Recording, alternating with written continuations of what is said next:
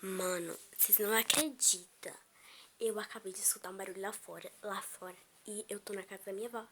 E tipo, um barulho super estranho. Vou mostrar pra vocês. Gente, aqui tá de dia, tá vendo? Olha lá. Tá de dia, gente. E eu ouvi esse barulho, gente. E, mano, eu tô com muito medo. Eu tava gravando um vídeo de fato sobre mim. Aí, do nada, pá, eu nem postei esse vídeo. Aí eu falei, mano do céu.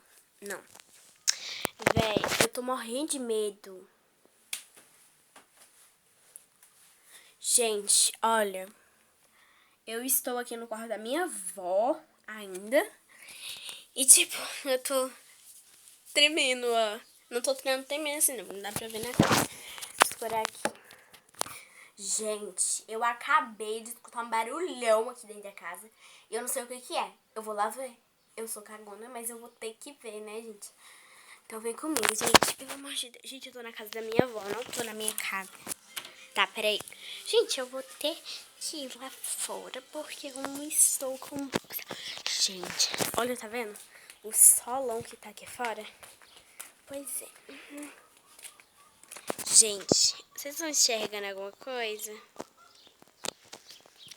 Bom, gente, olha, eu escutei o barulho mais ou menos, sei lá, daqui de casa. Não escutei de outro lugar, não. Olha, eu ouvi o barulho de lá, gente. Só que eu não sei, gente, se foi alguma pessoa, se foi algum, sei lá, alguma pessoa. Não sei, gente. Eu só sei que é muito difícil. Então, gente, eu não tô sabendo. Se começar o barulho de novo, eu volto com vocês, gente.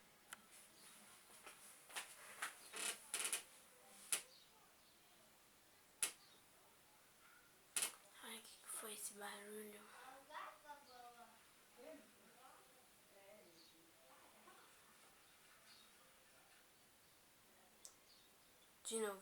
De novo.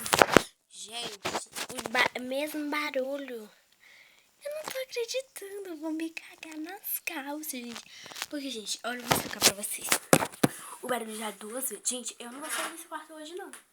Não vou. Sério, o barulho do nada, um barulhão.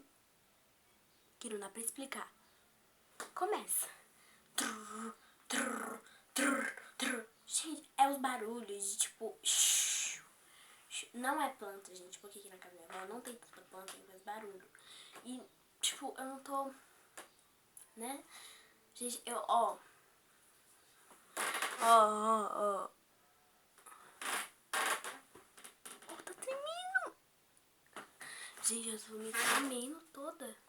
O que eu faço? Porque minha avó tá ali, ela não deve ter escutado.